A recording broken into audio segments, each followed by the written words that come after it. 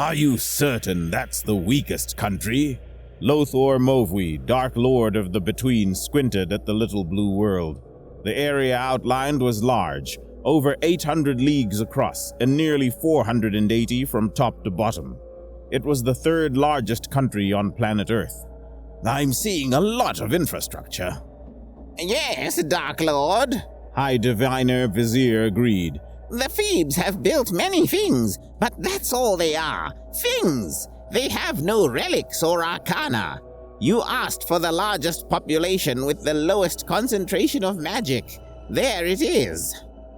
Lothor stroked his chin as he thought. The entire world was low on magic. The quintessence generation was abysmal. Lothor had seen few worlds more mundane, and those worlds had all been bereft of life. It was the core, he supposed.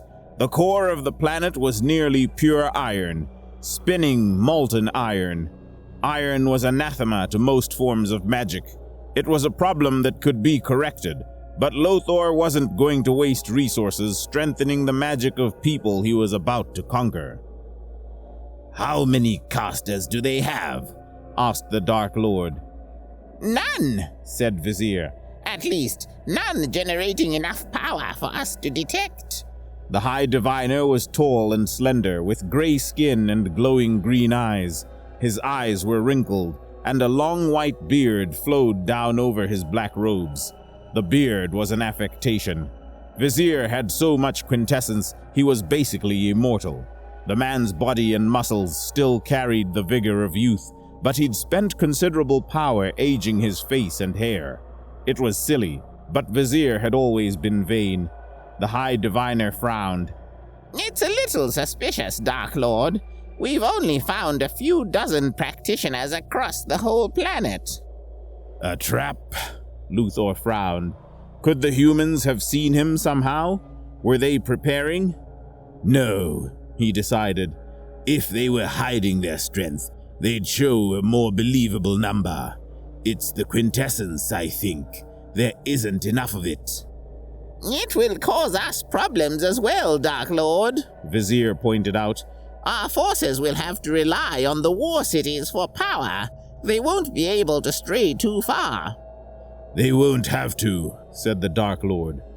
Raveners and the eyeless will be more than enough. I doubt the mortals will be able to mount a counterattack anyway, Vizier noted. A Phoebe with a spear can't hope to match the eyeless. The Dark Lord ignored Vizier's statement of the obvious. Are the war cities in position? Vizier closed his eyes for a moment. Quintessence hummed around him. He opened them. Yes, Dark Lord. Our forces await your command. Lothor waved an armored hand. The command is given. Lothor and Vizier watched the war cities approach the earth. War cities were exactly what they sounded like. Great walled cities built for war. Each sat upon a disk of adamantine. Earth and stone had been layered atop the disks, graded to form a slope leading to the center. Stone walls towered 200 feet above the disk, 40 feet thick and enchanted for toughness. More walls and fortifications were spaced every mile or so, leading up to forbidding fortresses of black stone. Where a normal city would be filled with housing and artisans, the war cities contained barracks, summoning arrays, and forges of flesh and iron. Hundreds of casters lined the walls of the war cities. Lothor did not expect the humans to be capable of reaching his flying cities, let alone damaging them, but he did not rise as far as he had by taking foolish risks. The force bubbles keeping air and heat from escaping were not strong enough to repel an attack, and maneuvering the great discs required nearly all the power their magic cores could produce.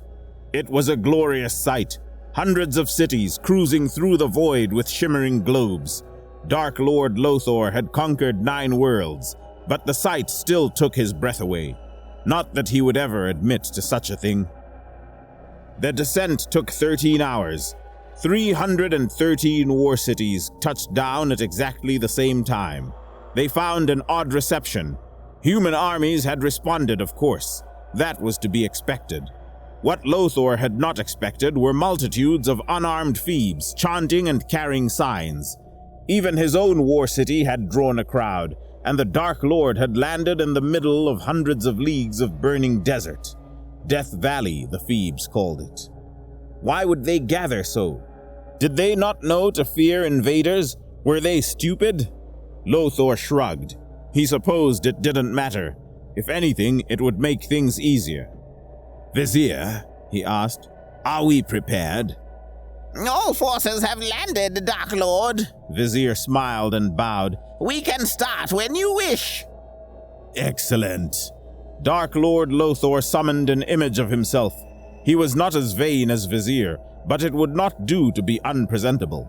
His armor was immaculate, metal black as a moonless night, polished till it shone. Most Dark Lords embellished their armor with spike and skulls and other such nonsense, but Lothor kept things simple. His only accessories were his sword, a crimson cape, and a red crown attached to his helmet. The crown was on fire at all times. Lothor's smile revealed itself through the opening in his helmet. This would do. Lothor waved his hand and flexed his magic. Over 313 war cities, the Dark Lord appeared. His image towered above walls and fortresses nearly 2 miles high. The Dark Lord watched the crowds fall silent. Exuberance was replaced with shock and fear. The Dark Lord was pleased, but he kept his face impassive. He'd been working on this speech for weeks. He'd written pages and pages before he decided simpler was better. This moment would be history. He wanted it to be just right. The Dark Lord's voice boomed across the land. "People of the United States of America, my name is Lothor Mulvey. I am the Dark Lord of the Between. Your world has been selected for conquest by the Shadow Mage Imperium, and your country has the honor of being the first to be ground beneath my heel. Fall to your knees and submit, and I will allow you to serve me. Or you cast forth your defiance and die, after which I will still allow you to serve me. Choose the option that brings you the least suffering." Lothor's image smiled his coldest smile. "I will leave it to you to guess which option that is." Lothor released the spell. His image disappeared. The crowds were shuffling. Voices murmured. Soldiers tightened their grip on their weapons. Lothor frowned. The weapons were strange. They didn't look sharp or sturdy. The Phoebes held them as one might a crossbow, but no bolts could be seen. Hidden bolts, perhaps? No matter, he decided. He would see what they could do soon enough. Lothor flexed his magic once again. A single word reached the ears of his armies. "Begin." His casters struck first. Fire and lightning rained down upon the mortal armies. Fey creatures were summoned to attack the Phoebes. The humans panicked and died. The Dark Lord smiled. Then the thunder started. "What is that?" Lothor stared in confusion. The mortal soldiers were rallying. They pointed their odd sticks, and thunder sounded. Thunder, but no lightning. Nothing seemed to come out of the sticks at all. Our casters are being struck down, Vizier reported. I don't know how. Struck down? Signal the retreat, Lothor ordered. Open the gates. Release the eyeless. With the orders given, the Dark Lord looked closer. He traced the lines of fate and death. What he saw made his jaw tighten.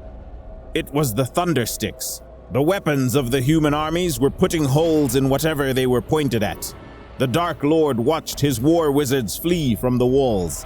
Any who failed to get out of sight quickly died. Lothor clenched his teeth. A single wizard represented centuries of training and development. He'd lost more in a few minutes than he'd lost in all his previous battles combined. Eyeless poured out of the war cities. The Eyeless were the shock troops of the Shadow Mage Imperium, 9 feet tall, with skin the color of shadow, claws that could rend steel, and an oversized mouth filled with needle teeth. The Eyeless had no other features, no face, no armor, no weapons. What they did have was skin like boiled leather and the strength of 10 men. Silent and terrible, the eyeless would reap all before them like scythes in a field. Thundersticks boomed. Eyeless fell. "By his divine shadow," Lothor swore. The unarmed humans were fleeing for their lives, but the soldiers fought with grim determination. The eyeless needed to cover nearly 300 paces to reach them. None of them had made it that far. "What the hell's is happening?" I don't know, Dark Lord, Vizier admitted. I detect no magic. I've never seen such a thing.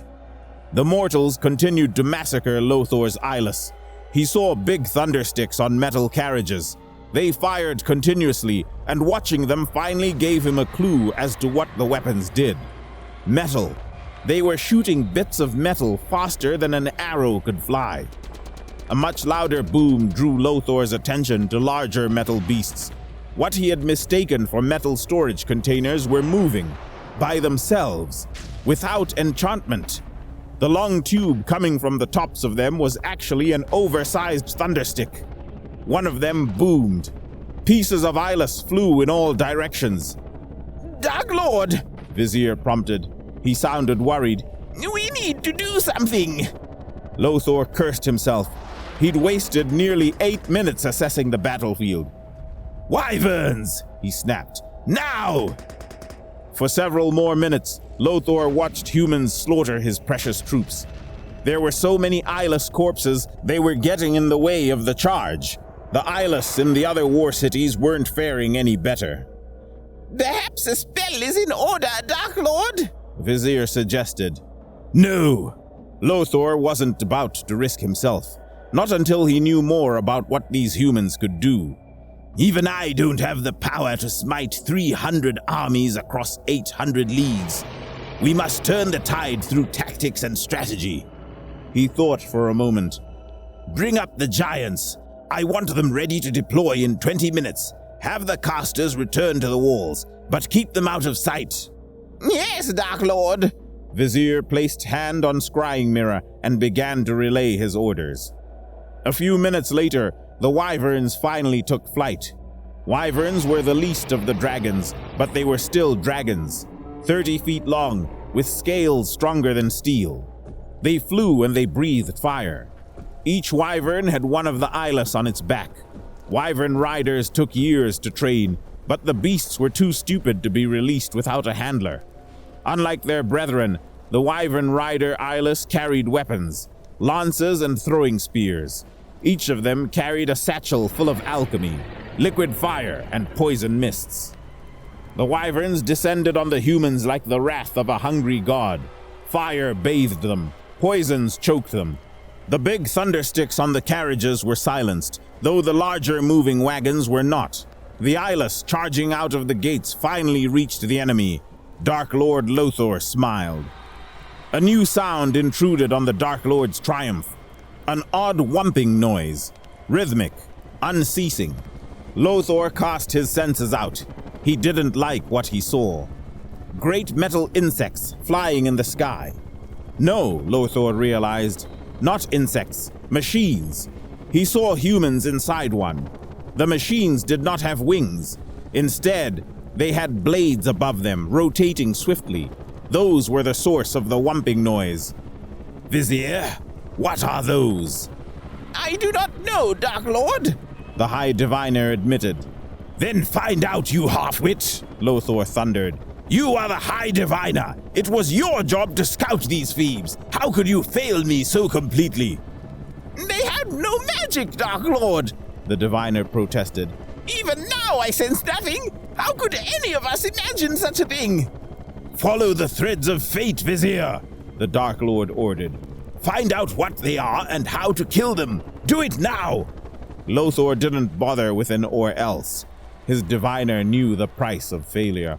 "Yes, Dark Lord." The High Diviner bowed low.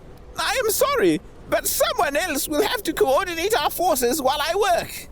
"I've got it," Lothor growled. He placed a hand on the scrying mirror. "Hurry!" Quintessence quivered around High Diviner Vizier. Lothor ceased to pay attention to the fool. There were battles to oversee. Before giving further orders, the Dark Lord flicked through all the fights taking place. There was good news and bad news. The good news was that the human military was not evenly distributed. Nearly a third of his war cities were facing smaller forces and on the verge of triumph.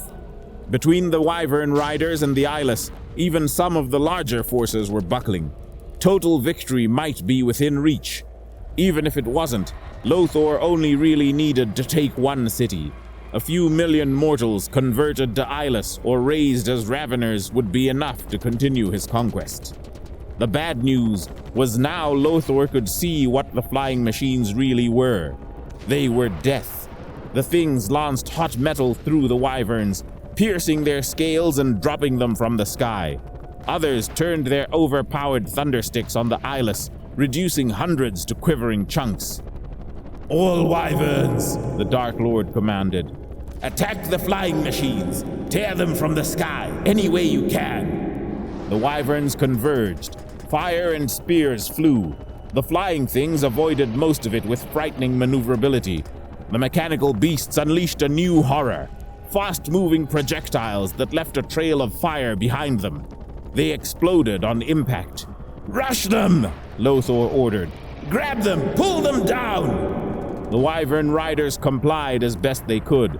Wyverns were fast and agile, but not as agile as the flying beasts of the humans. Fortunately, the Wyverns outnumbered them heavily. Wyverns were falling from the sky like rain, but one by one the flying machines were subdued. Wyvern bodies fouled the blades, keeping them aloft, or pulled them down with sheer weight. Eyeless riders tore their way into the machines, killing the Phoebes that flew them. It was messy, but the wyverns would bring the flyers down. With the human forces distracted, Lothor ordered his casters to prepare a strike against the big metal wagons with the largest thundersticks. They readied their spells on top of the wall, keeping just far enough back to be out of view of the humans below. While his own war city was doing well, the others were more mixed. They were all still fighting, but 68 of his armies were being shredded by the thundersticks of the humans. Even the Wyvern Riders weren't enough. He ordered those armies to retreat and had the war cities take to the sky. They would travel to the void above to regroup. The third that was winning he ceded to his underlords. They would take charge and finish the battle, contacting him only if things took a turn for the worse. The big metal wagons were swarming with Eyeless. His warriors bit and clawed and banged on the things to no effect. Most of the mortal ground troops had been dispatched, but there were still pockets here and there. Lothor judged the time was right. He ordered his casters to strike. Lightning hammered down on the wagons. Balls of fire the size of a house crashed into them. Streams of acid and lances of ice. The casters unleashed hells, then pulled back before they could be targeted. The Wyvern Riders pulled the lost flying contraption out of the sky. The Dark Lord smiled again. The wagons of thunder turned their thundersticks towards the walls. They fired. Sections of stone exploded. More of Lothor's casters were killed.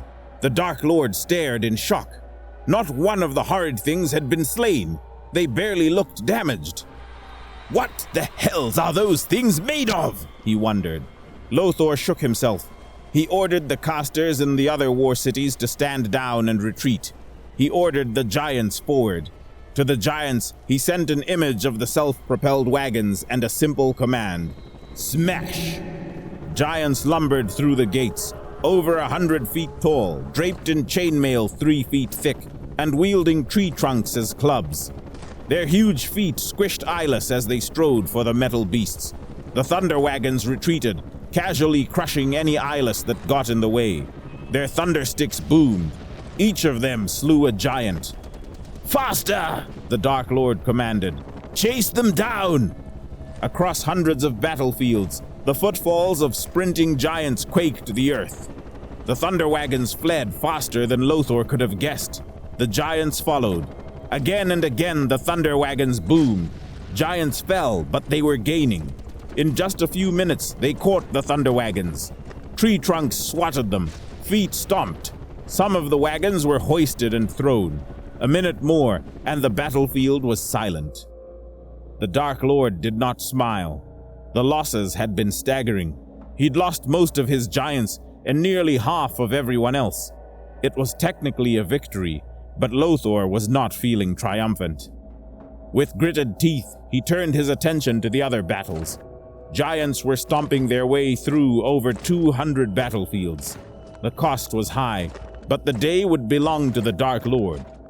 Lothor kept an eye on the fighting, but he was confident enough to devote a portion of his mind to the next step. He had 3 problems.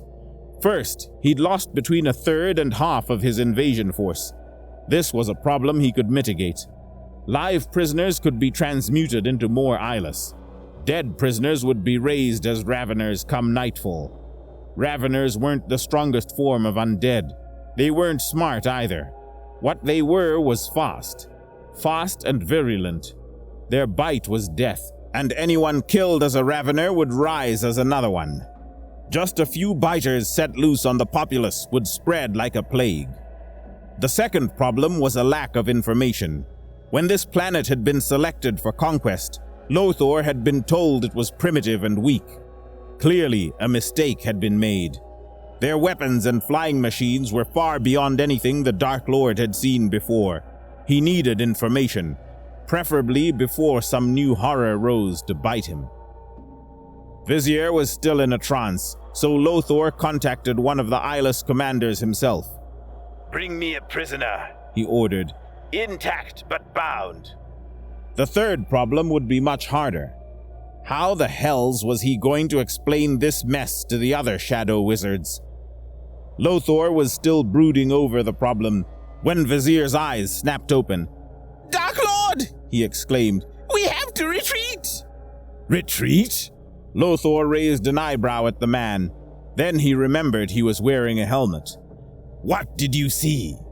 Death! All our deaths! Vizier pointed fearfully towards the ceiling of the citadel. Death from above! Lothor didn't waste time casting out his senses. He ordered all his remaining war cities to take to the skies, then took to the sky himself. He ordered the Wyvern riders to pick up what eyeless they could, but he wasn't going to risk his fortress for the sake of disposable troops. Even idiots know to flee when a diviner says death is coming. Now that his war city was rising, Lothor cast out his senses. He found nothing. The human soldiers were dead, save the few the eyeless had captured. The other humans were fleeing, quickly, in metal boxes on wheels. So self-propelled carriages weren't just for the military. That had implications, bad ones. Several minutes of flight later, the Dark Lord let the tension leak out of his shoulders. Whatever death Vizier had foreseen, it had been coming from above. Now it was Lothor who was above. His relief was short-lived. There was a deafening roar. Lothor's fortress shook. What the hells? Lothor homed in on the damage. An entire side of his fortress was shattered and crumbling. Shock and outrage washed over him. He ruthlessly suppressed them. The time for feelings was later. Lothor followed the threads of fate. He saw them. Large, sleek, and faster than anything he'd ever seen. Triangular bodies that trailed flame behind them, like someone had taken those damnable flying machines and mated them with a drake. Lothor saw humans inside one of them. As he watched, a tube ignited, catching fire, and flying away from the machine at unimaginable speeds. The others were firing as well. Death from above, indeed. Panic seized Dark Lord Lothor. His fortress was crumbling already. Another blow like that might destroy the keep at its center. The keep was where his war city's magicite core was held. If it was destroyed, the war city would fall from the sky. Lothor flexed his quintessence. The spell was rushed, sloppy, but a sphere of force formed around his fortress. Barriers were not Lothor's specialty, but one did not become a Dark Lord without extraordinary power and knowledge. The sphere snapped into place a fraction of a moment before the flaming tubes struck. The force was immense. Lothor's barrier fell. The Dark Lord gritted his teeth and cast again. The barrier was stronger this time. The Thunder Drakes launched another barrage. Lothor's spell broke a second time. but the barriers were serving their purpose. He cast again. Lothor's barrier shattered for the third time. Dimly, he noted 3 of his other war cities falling. Their fortresses were rubble. Lothor ordered his underlords and every available caster to protect their fortresses any way they could. There was nothing further he could do for them. So it went, hour after hour. The Dark Lord cast his protective magics. Hour after hour, the Thunder Drakes destroyed them. Sometimes the Thunder Drakes would run out of their explosive metal tubes and leave. Then they would come back and start again. Finally, after the 4th hour, the Thunder Drakes did not return. Lothor didn't know if his war city had risen too high or if they'd simply run out of explosives. He didn't care. He checked the threads of death and fate. He saw nothing. He waited another half hour, just in case. When no new explosions arrived, the Dark Lord of the Between let out a relieved sigh. He was exhausted. Even among the Dark Lords, there were few who could create so many powerful workings in so little time. Vizier was watching him with concern. Lothor ignored him. He checked on the other war cities. Only 102 had made it. Lothor gritted his teeth. 2/3 of his invasion force lost in a day. The humans would suffer for this. They would suffer in ways they could not yet imagine. Lothor strengthened his barrier spell and tied it off. It would last a few more hours. He ordered his remaining cities to converge on his location. They would reach him within the hour. He would consult with his underlords and plan out his next move. Speaking of next moves, he still needed information. He touched a mirror, seeking out the eyeless he'd contacted earlier. The warrior was waiting outside the Dark Lord's command chamber. 4 more of its kind were with it, along with the prisoner he'd requested. The Dark Lord bade them to enter. The human was small, barely 6 feet tall. His muscles were thicker than Lothor's, but he still looked like a toy next to the eyeless. There was blood on his face and clothes, long dried. His uniform revealed him as one of the soldiers, and his eyes burned with fury. There was no fear in this one. Lothor smiled. That would be an easy thing to correct. The human was bound, but the eyeless took no chances. 2 of them kept a firm grip on his arms as they forced him to kneel before the Dark Lord. The human glared at Lothor, then issued an insult so vile and anatomically improbable that Lothor almost laughed. "Under different circumstances, I would enjoy breaking you," Lothor told him, "but I'm afraid I can't spare the time." The Dark Lord placed a hand on the man's head and unleashed a compulsion. "You will speak truthfully and respectfully." It was a quick and dirty working. Lothor doubted it would last longer than an hour. It would be enough. The Dark Lord could break the man properly later. "What is your name?" The soldier snarled, but he couldn't stop himself from saying, "Staff Sergeant James Ramos of the United States Army." His eyes bulged with hate. "Sir!" Lothor resisted the urge to smile.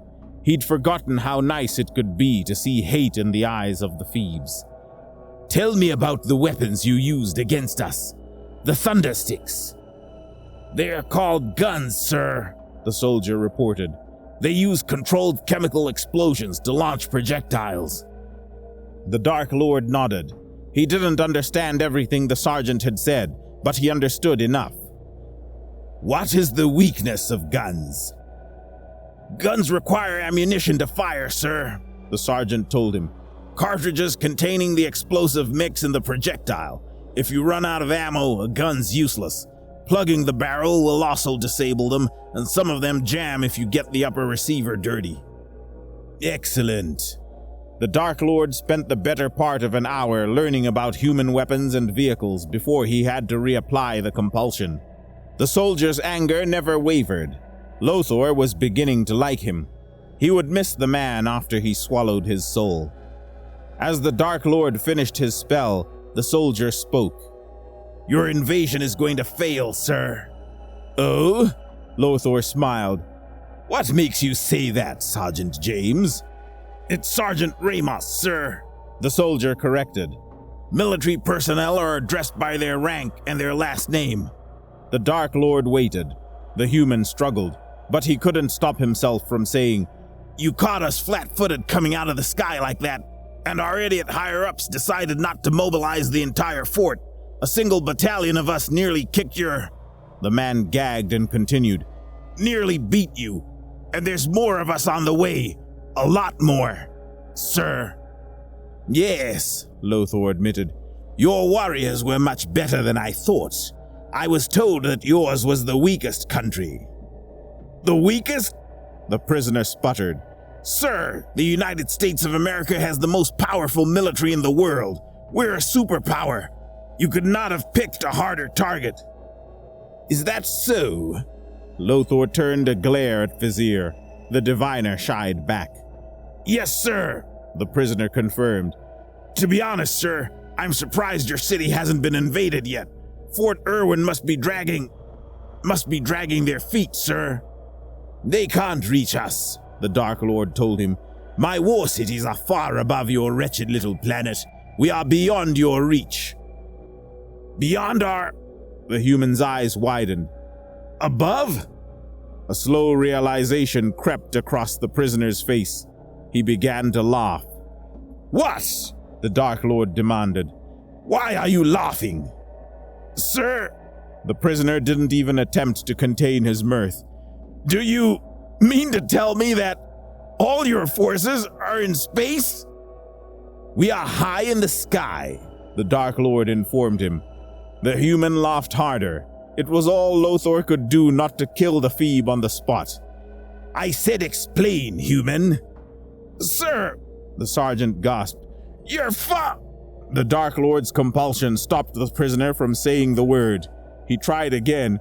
"You're The prisoner gave up and finished. "I mean, you're dead, sir." The human meant it. The Dark Lord's hand snapped out to point at Vizier. "Enter the divining, now!" Quintessence surged as the High Diviner complied. Lothor turned back to the human. "Why are we dead? Explain now." "Nukes!" the human guffawed. "We've got nukes! So many nukes!" "What is a nuke?" Lothor was shouting now. "Nuclear missiles, sir!" A mad glee filled the human's eyes. "Fission bombs! They can destroy a city! They're so powerful, using them might kill the planet! But you're in space! You're gonna die! You evil... sir!" Tears of joy leaked out of the human. "You're all gonna die! America Heck yeah!" It was too much. The Dark Lord could no longer contain his fury. His sword swept out of its sheath, taking the head of the laughing human. The man's eyes kept their mad glee. They locked on the Dark Lord. The head of the human grinned wider in its final moments. Lothor scowled and flexed his magic, turning the head and the human it belonged to into dust. "Dark Lord!" Vizier's eyes snapped open. "The human's right! We have to!" Lothor didn't wait for the High Diviner to finish his sentence. He didn't need to. The threads of fate and death were screaming at him. The Dark Lord dove into his own shadow, into the between. The shadow realms were his specialty, and the only safety he could reach in the moments that were left. Lothor swam through the shadows. He didn't dare return to the earth. He needed somewhere else, and that meant certain measures had to be taken. Fortunately, he had time. It would take hours to reach his destination. Hours he spent layering spell after spell upon himself. By the time Lothor stepped out of the shadow of a crater, he was fully protected. He was on the moon. While he'd spent hours in the between, only a moment had passed in the material world. He looked down at his war cities. There was a blinding light. The Dark Lord cried out, covering his eyes. The light was overwhelming, but it was nothing compared to what his other senses told him. Fate and death and quintessence all trembled before forces so great even Lothor could barely understand them. Forces that could flatten mountains, heat that could outburn a star. The lights grew even brighter as nuke after nuke struck. Lothor did not know how long he cowered. When it was over, the Dark Lord quested with his senses. His war cities were gone. The adamantine discs that carried them were melted and twisted and broken. Nothing remained but ashes and debris. Dark Lord Lothor Movi, Lord of the Between, fell to his knees. His invasion had been destroyed utterly. He'd used all but 1/10 of his magics, and he carried nothing but his armor and his sword. Should he return to Earth, toil on his own to conquer the planet? Or should he return to the Shadow Mage Imperium and face the consequences of failure? The Dark Lord pondered for many minutes. Then the weakness hit him. He fell forward, vomiting into the void. What the hells? Lothor examined the threads of fate and death. Then he laughed. The light of the nukes was more than heat and death. It was poison. Poison that was ravaging the Dark Lord's body. Poison his magics were powerless to stop. Lothor laughed again. There was no need to choose. He was already dead. There was only one thing left to do. The Dark Lord drew a message crystal from his belt. He made his final report. He described the invasion, the failures, and the terrors of human technology. He made sure to blame Vizier as much as possible. Lothor doubted the other shadow wizards would bother cursing his soul, but if there was blame to be had, it belonged to the High Diviner. When the report was finished, he sent it into the Between with one final request. Find the diviners that chose this world and kill them. Their information was wrong.